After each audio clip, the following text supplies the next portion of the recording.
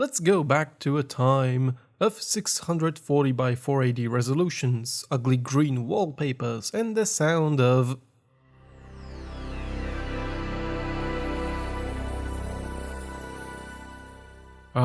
good old times. The year is 1997 and little TRG is 7 years old, playing on his PC some non-violent kid-friendly games. Oh wait, never fucking mind.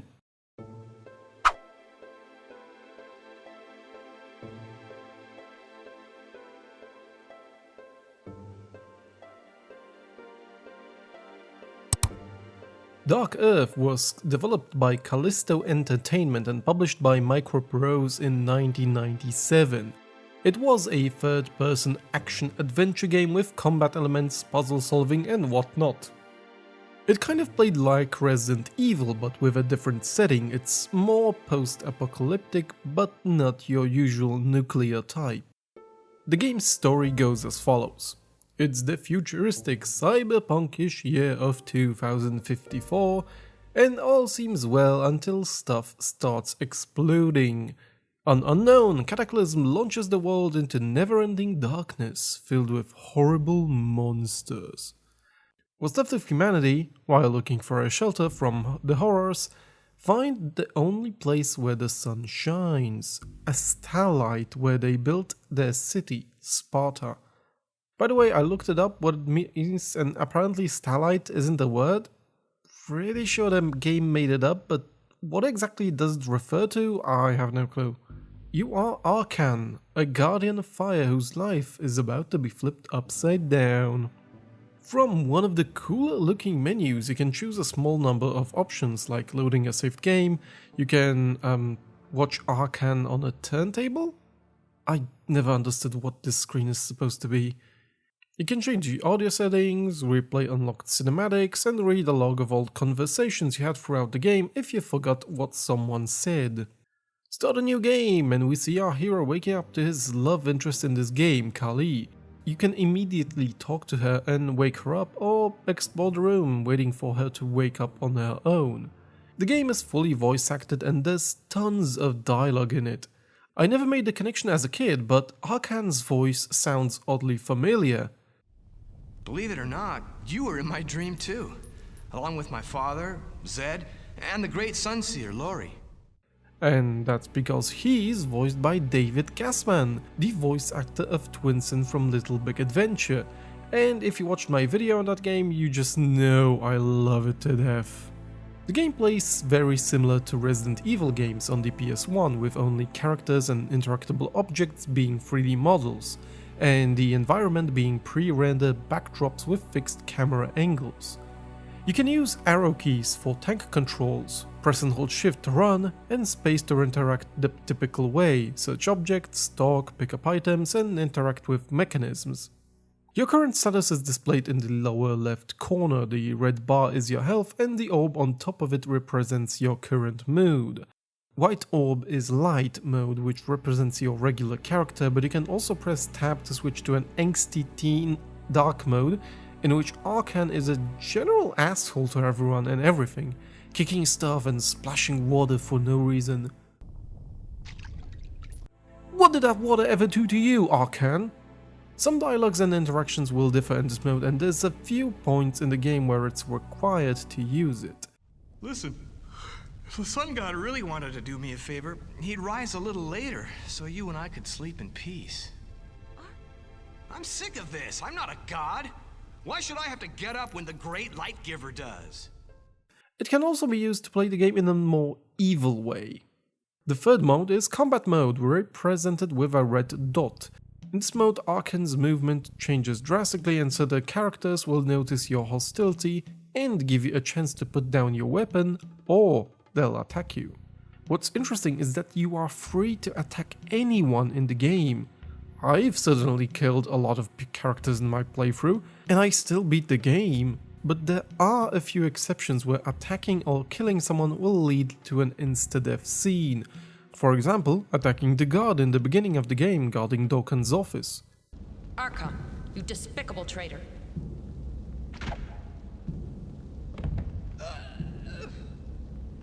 But you're totally free to kill your friend in the barracks, no one will see a thing. The last part about your status bar is the surrounding element of it, which activates after the prologue. Your first task is to gear up and get to Dorkan. He scolds you for being late and sends you off on guard duty. On your way to your post, you overhear your father, Rilsadar, talk with the Sunseer Lori about his visions that everything is going to go to shit. And who would have guessed? Everything goes horribly wrong once you get to your post. People die, and Arkan gets poisoned, slowly transforming into a creature of darkness. From this point onward, the actual game opens up and is pretty open on how you play it. But you have a limited time. See, the outer part of the life bar represents your humanity. It fades away over time and when you take damage. If you lose too much of humanity, you'll turn into a monster but will still be able to play the game. But once all humanity is depleted, it's game over. There are a few ways to refill it a little, but I won't spoil them. In the hospital you meet Fananda, and for me this was the point which exposed one of the flaws of the game that I don't quite like. While I do like the overall story of the game, the written dialogues and how they're delivered by the voice actors, it kind of makes every plot twist predictable and everyone's intentions pretty obvious. And while voice acting is pretty good, there are a few lines that sound a little too stiff, spoken with the wrong tone or emotion. But your adventure starts. It's time to find the people responsible for this and save the world. Dark Earth has a very distinct art style and I think it stands out to this day. It doesn't really strike me as a post-apocalypse setting, but it's a mixture of like medieval, grotesque steampunk. While the resolution at which the game renders everything aged, the pre-rendered backdrops are gorgeous, lightening the mood. The fixed camera angles are well utilized in Dark Earth, often showing the scale of its environment or focusing on details. Unfortunately, they can also sometimes be a pain in the ass. The city in which the game takes place is also split into two parts, Upper and Lower City. The upper part of the city is more organized, tidy, neat with awesome, enormous buildings, while the bottom is a grim, depressing junkyard.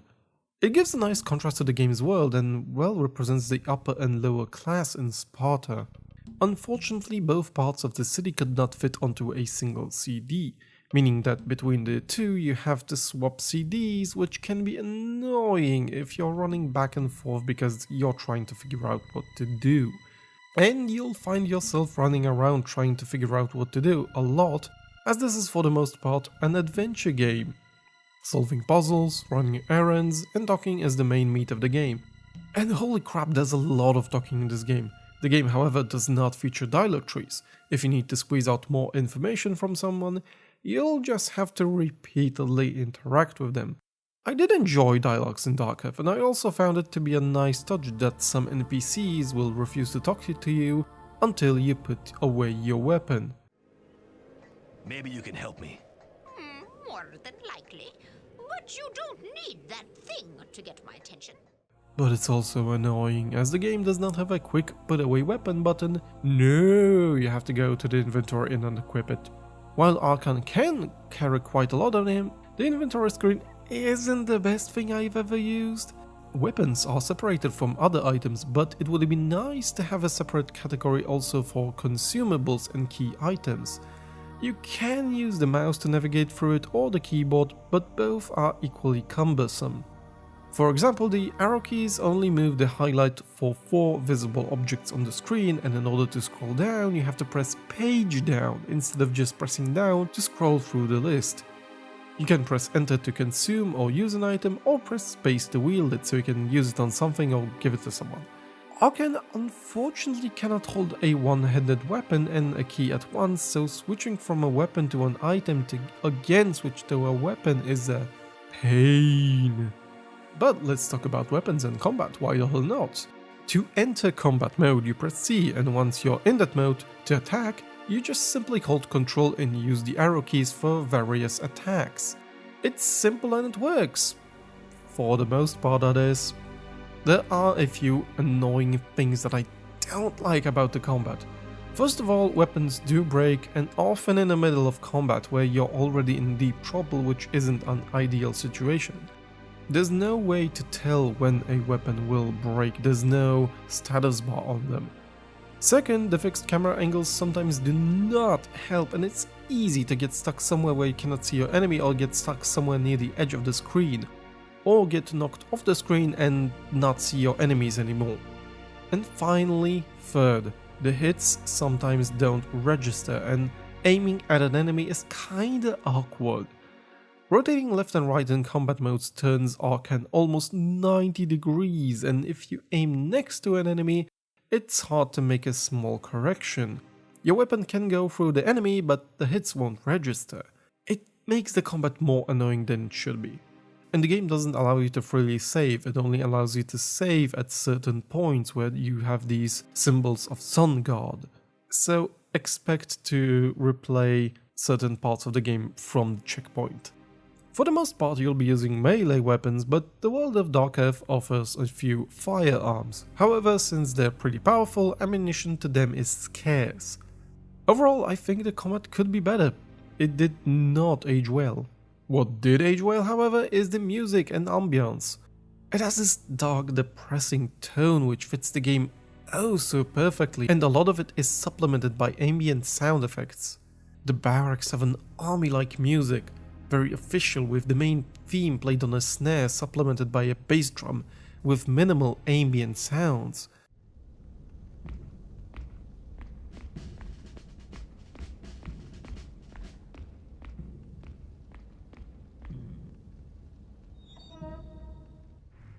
Outside, for example, has a very noisy ambience.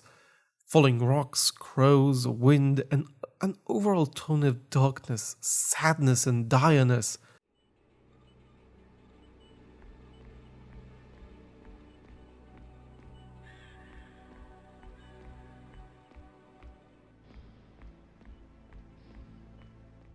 All of the game's music perfectly fits its scenarios, except the final battle.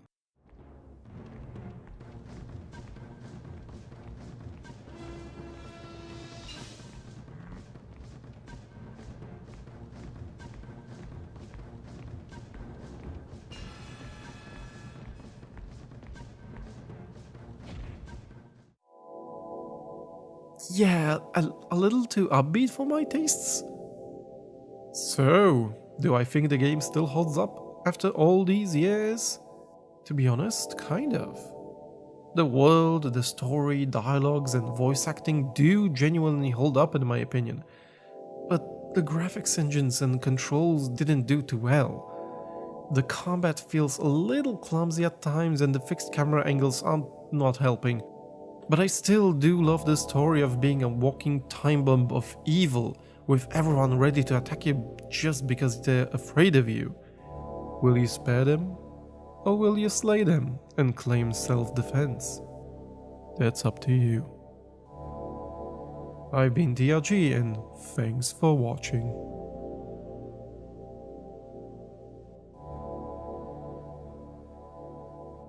And if you want to see more videos of this kind, I do create more videos of retro games, so subscribe to be notified. If you have a suggestion, leave it in the comments below, and if you like the video, click that like button, because I do like when people tell me if the video is good. So, I'll see you next time.